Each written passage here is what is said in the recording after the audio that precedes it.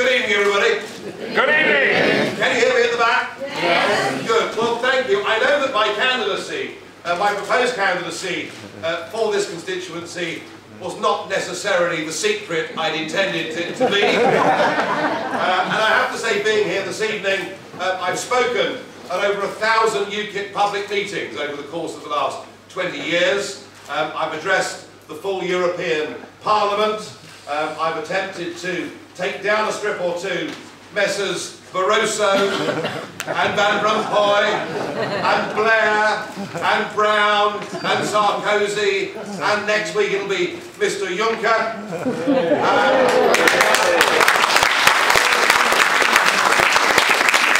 I wouldn't describe myself as normally being somebody that is nervous, standing up and speaking in public, but to address a meeting of the most independently minded members of any political party that's ever existed, and to seek their vote this evening is, I have to tell you, almost a terrifying experience. I have worked very closely with this constituency in the 15 years, yes, 15 years that I've now been an MEP. I've come and visited both Margate and Ramsgate and Broadstairs and Sandwich, and I've worked very closely with this branch. And one of the happiest things that I've seen across the South East was the absolutely spectacular success that we enjoyed here back in May 2013, where of the 8 Kent County Council seats in Thanet, UKIP won 7 of them. What a fantastic result.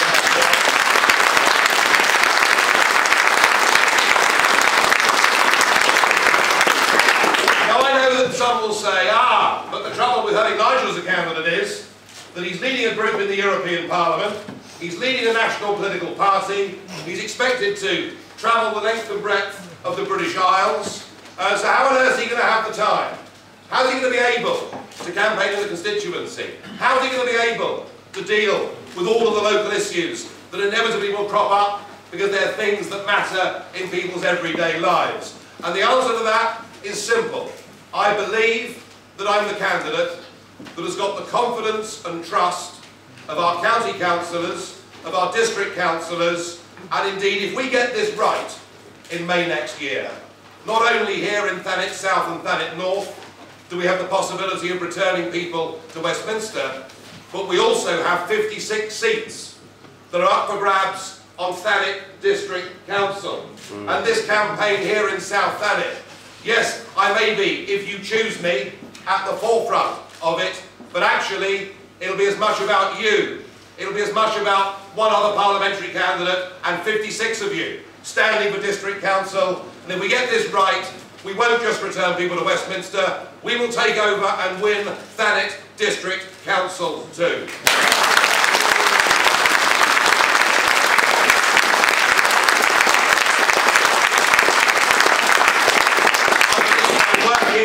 With the local councillors, with the candidates, using my time as wisely as I can, that I can do this job. It's an old saying, you know, if you want something done, ask a busy man. You know, I don't exactly work 40 hours a week, so I will be here and I will be active. And there are big local issues, because in one way, this part of the world's got a whole lot going for it.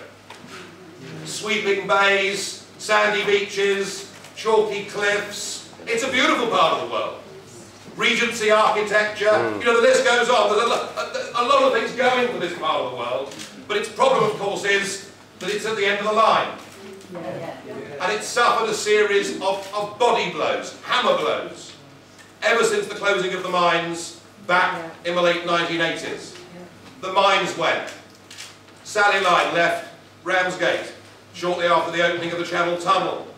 Pfizer have got at Sandwich with all of those jobs. Manston is currently out of operation. Now, these aren't problems that any one person can wave a wand and mend overnight, and for anybody to pretend so, they'd have to be a fraud. They'd have to be almost Blairite in their political approach.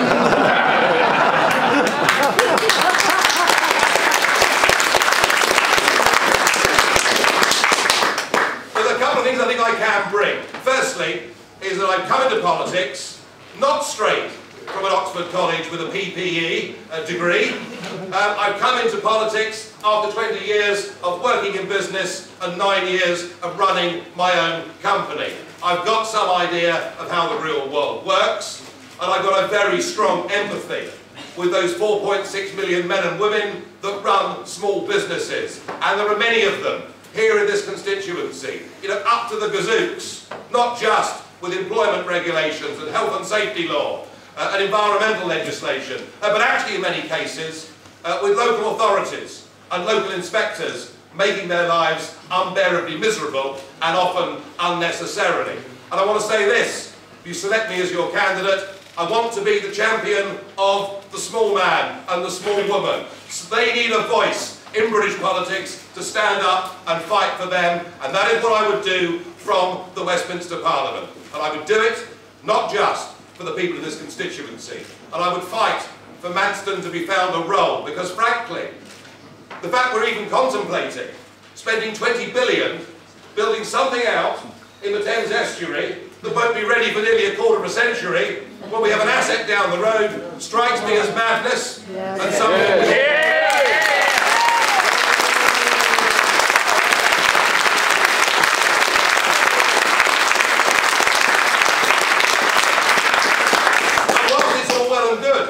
to see the new Sunseekers in the harbour here, in Ramsgate.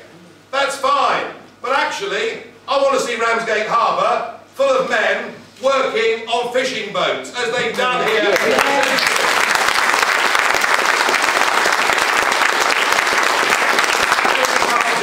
And we can't do that, all the while we're part of a European Union. Yes, the local issues matter. Yes, the local MP matters in that regard. Yes, the local councillors matter, but let us not forget that we're also fighting a general election. And if you choose me as your candidate, I will not just be your candidate, but I'll actually be the lead candidate for over 600 of us who will be standing in England, Scotland, Wales and Northern Ireland. When I said 3 years ago that I believed that UKIP could win the European elections of 2014, they all thought I was stone bonkers. Well, some of them still do, of course. But we did it, didn't we? Yes! We did it. Now the opinion, and it was after that, all the Westminster classes comforted themselves by saying, well, UKIP may have had this success, but they won't replicate it, they won't win seats in Westminster. And already the opinion polls are showing that the softening of support that people expected for us over the course of a summer is not happening. And we're now seeing opinion polls produced by Lord Ashcroft and others, including places like South Thanet, that show we are now in the lead. We're now in the lead. Ladies and gentlemen, we are going to win seats in Westminster next year. If we win enough seats in Westminster next year, do not discount the possibility that we, in what's going to be a very tight election between the two legacy parties, as I like to call them, do not discount the possibility at a general election next year that UKIP in Westminster could hold the balance of power. And if we do hold the balance of power, then the people of this country will get what they so desperately need: a full, free and fair referendum conducted on proper, genuine, honourable, honest lines, to give us the opportunity to divorce ourselves from political union with the EU in Brussels, to get back control of our nation, to get back control of our fisheries, to get back control of our borders, and to regain and retake our pride, our self-respect in who we are as a people, in a nation, and to pay honour to those who went before us and actually led us to be free, proud people. That is what I want back for this country. I have given 20 years of my life to try and make this political movement work, and I think we're on the brink of achieving something perhaps that is even greater than any of us could ever have contemplated.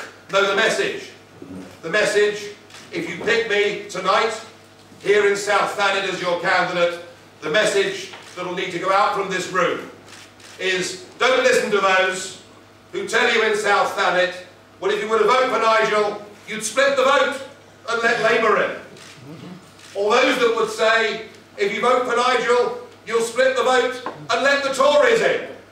We've got to put all that behind us. We've shown we're winners in this constituency. The message, if you pick me, is if you vote UKIP, you will get UKIP in May next year. Thank you very much.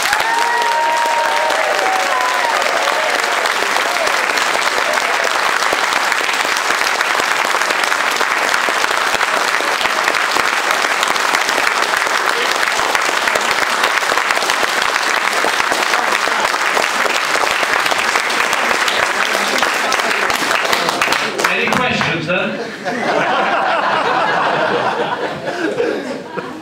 Anyone want to ask a question, Nigel Farage? In the first 3 rows. Okay. Okay. Would you mind stepping forward, please?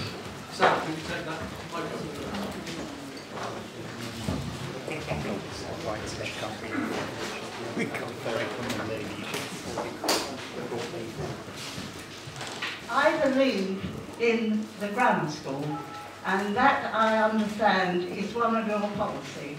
I believe in the middle class and the working class, given their talent and the opportunity. We have had prime ministers who have been to grammar schools, and I believe that if we have excellent, and not only grammar schools but comprehensives, that we will have people who understand all classes and who work for the poor and understand the working man's situation, and also understand that the aristocracy, the history they bring and what they bring to their workers, and is important too. And I believe in places like the National Trust. They're wonderful. Ask Nigel to just speak briefly on his thoughts about Thank you. Well, my thoughts, Ruth, are that social mobility in this country has now fallen. We've gone back 100 years. And we're back to the ruling classes. We're almost back to the Grousemoors running Parliament.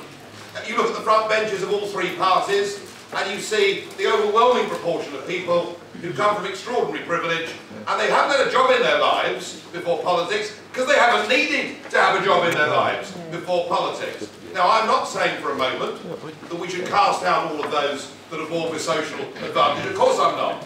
What I am saying is that our politics needs to be more representative of this country, and that what is going wrong is that there are millions of ordinary, decent people, our people, in our own country, who are not being given a fair break.